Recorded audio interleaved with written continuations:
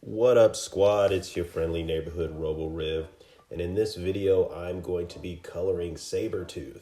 I did the line work in a previous episode of AONR Draws, so if you want to check that out, it is episode 38. I show how I laid down the line art for this, but we're solely going to focus on just doing the colors on this one. Again, I'm in Procreate. My canvas size, I believe, is 11 by 14 at 300 DPI. And as you'll see real shortly, sometimes when you're color dumping and like getting your flat set up, you realize, oops, I made a mistake in the line art. Something looks a little off. And really with this one, when I did the line work, I probably should have reversed it to see this mistake, but I saw it and decided to fix it. So I just got my little red pencil out and lined up the eyes. I turned on the drawing grid too, which you can't see, but I turned that on to just kind of line up the eyes a little bit better, and lasso tooled the line work and nudged it a little bit, and I think I went in with the pen tool and kind of corrected some of the open gaps. But that's how I fixed that, and everything else is pretty much how I normally do things, and just kind of like color dump where I can. I set my line art to a reference layer, and then I'll use that to color dump and get my flats in there. And the areas where like it won't color dump, maybe I've left something open and it'll fill the whole page up, I'll go in with just the paintbrush and kind of outline and make that outline a reference layer and color dump in that. That's kind of my quick way to get my flats laid down. And I decided to color this a little bit differently how I normally color things. Well, I guess it's become the new normal for me. It's not my first time doing it this way, but as you'll be able to see, I took all my flats off. I just have my light blue background, and I'm just taking black and just different values of black, my grayscales, to put in my shadows and my midtones on this guy. And the reason why I decided to do it like this, also I'm using a flat brush when I'm painting those in. But the reason why I decided to do it this way is because it's actually how I'm coloring my comic book. Since the interiors of my comic are, at the moment, they're black and white with the ability to go back and color it, do a full color version later. But I'll get more into the reasoning behind why I'm doing my interiors black and white for the comic book, and some more information about the comic book here in a moment. But back to line art. If you were eagle-eyed, you see that I fixed his leg a little bit too.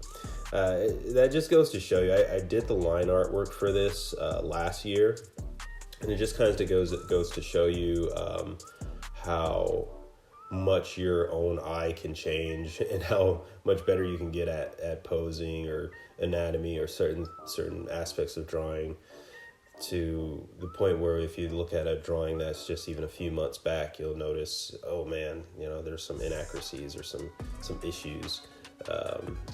And I never have the problem with going back and changing what I can for the purpose of making it a better pinup, or a better poster, or whatever, or a better comic book cover, whatever I'm doing it for.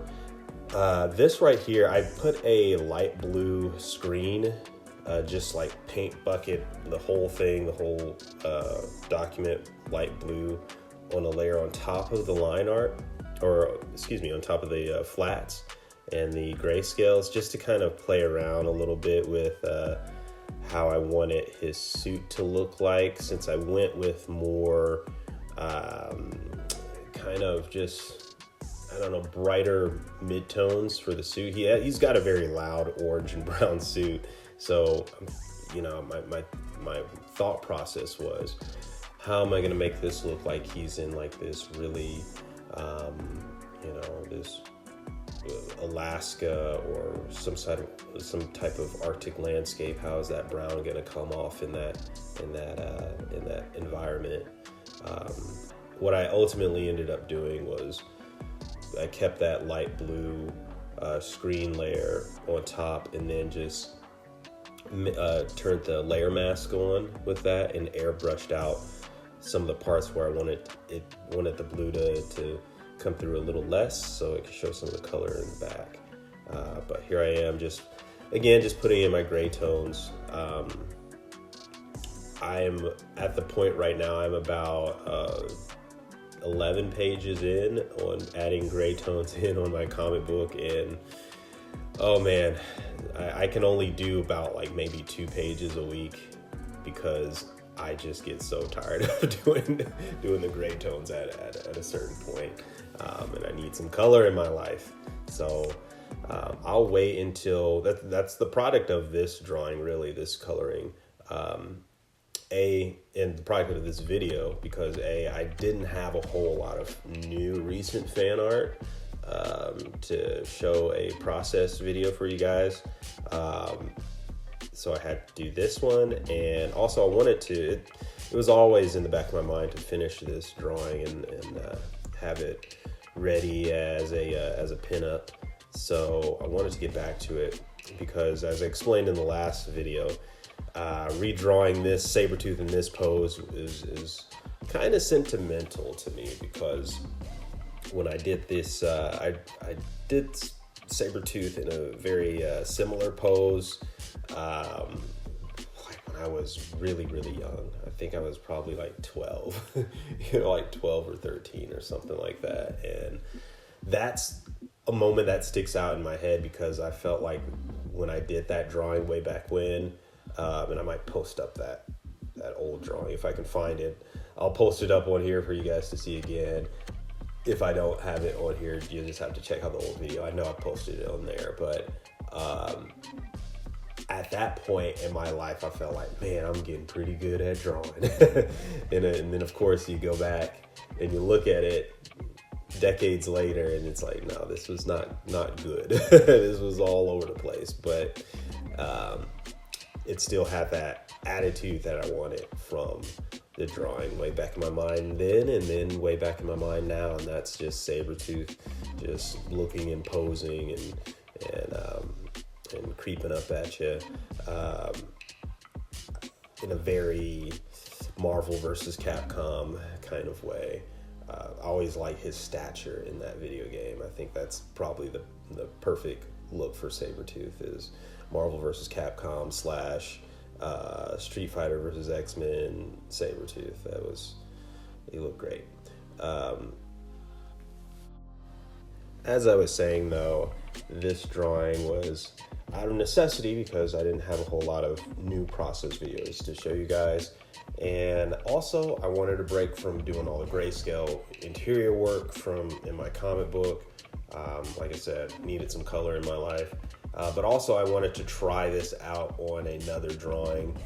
This is probably like the second or third time that I've recently, I say, doing this kind of grayscale, and then having, I set my grayscale layers, like my highlights, I set that layer to add, and then my midtones and my shadows, I set those to multiply. In that way, all I have to do once all of those midtones and shadows are locked in, and you'll see here in a moment, all I got to do is turn the flat layers back on, and boom, it looks like a fully rendered piece, with very minimal touch-ups I have to go back in to do. So basically, it's just, okay, how do I get my process to be as quick as I can that works comfortably for me? Because even though my comic book is like the ash can that I'm working on for this comic is in black and white, I do want to be able to put out a full release of this book, and that is going to have a lot to do with whether I can get enough people to take interest in the storyline, and and sell enough books or sell enough the ash can and get people to, support me through crowdfunding ways to support Black Rivers Studios through a crowdfunding way. If I can get all that managed, then the likelihood of this title being full color is going to be much more likely to happen because it's time consuming.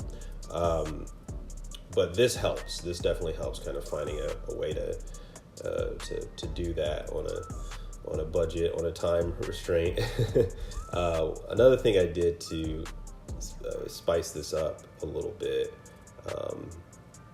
and you see I've got to fix my flats on the bottom of his foot since I changed his kneecap and footing a little bit, so I had to change that. Probably the part of the drawing that I'm not too keen on the most is that area, but I fixed it up. I think I knew that I was gonna kind of put some a little bit of a particle effect in that area, so it doesn't really bother me too much once we get to the final render on this. But another thing that I did to kind of help spice this up was I made a layer on top of my line art layer and did basically an option click to make that layer to kind of color dump in that layer, and just used my pen tool or my marker tool to color like the fur and the hair and parts of the suit, just a darker hue of whatever the mid-tone was for that. And I like that look a lot too. Kind of softens up some of my really bold, busy lines quite a bit.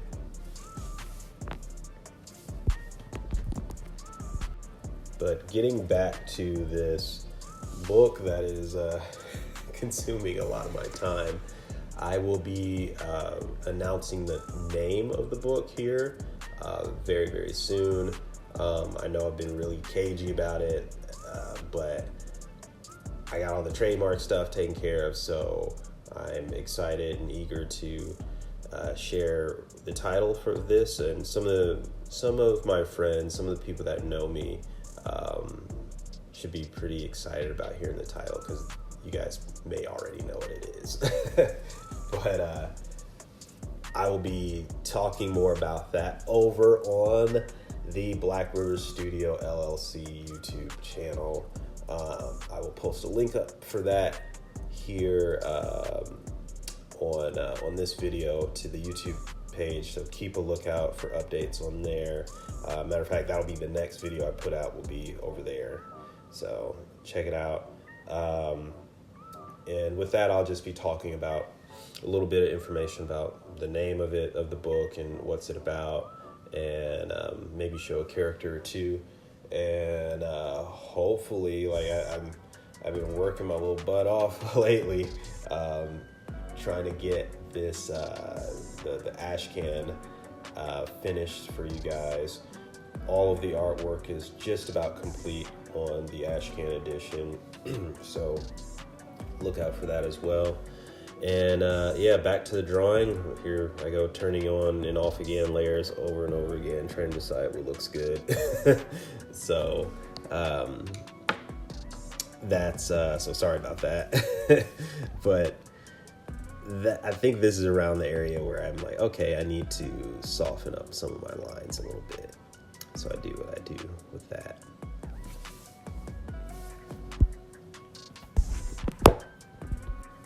Really, typically how my time is spent now, as far as art project goes,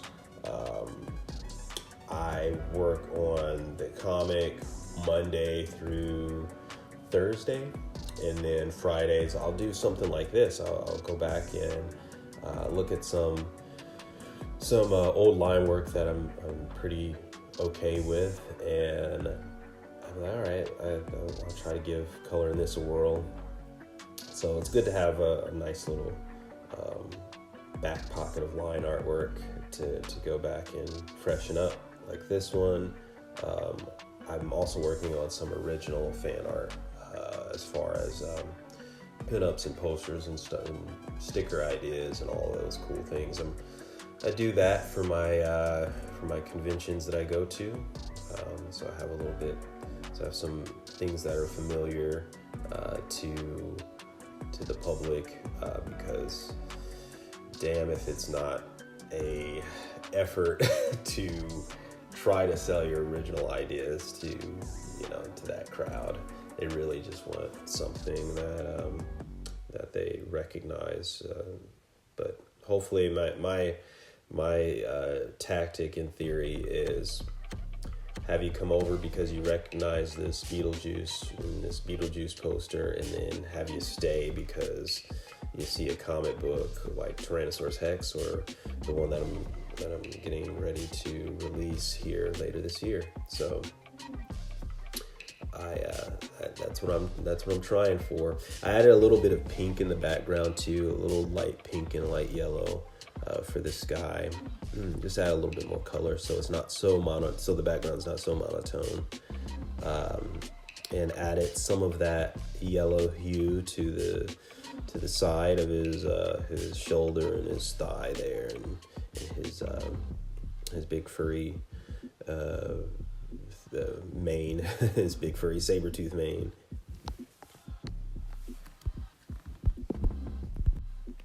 While I was coloring this, the thought occurred to me to maybe do a companion piece where it's the opposite side, maybe like what Sabretooth's POV is, and it's Wolverine coming out of the snow, with his claws out, getting ready to face old Victor Creed. If you guys think that would be a cool pinup to do, leave a like on this video. Let's get it up to, I don't know how many likes my videos normally get. I really don't look at that information. I stopped looking at who's watching and who's liking these videos a long time ago. Like I've said in a previous video, I purely do these for my own self-gratification at this point. But add a little bit of cold air coming out, breath coming out of his nose. And that was pretty much it. That was the finishing touches on good old Sabretooth. But again, let me get back to it. If you guys want to see that Wolverine drawing, then let's get this video up past, 50 likes, and then I'll consider it. Otherwise, just keep coming back, checking Art of Nick Rivers month to month, and I'll have something new and exciting for you guys in the next video. Look out for another poll, another fan art character poll, probably going to be on the next video. That's what I'll probably do. So keep a lookout for that. If you like what you've seen here and you'd like to keep up to date with me, subscribe, make sure that bell notification is turned on. That way you know when I randomly post something. That's all I got for you guys today. Love you. If you're working on any cool projects and you want me to know about it, hit me up in the DMs through Instagram, Facebook, not really Threads so much anymore. Check me out on Blue Sky though. But yeah, that's it. Love you guys. Peace.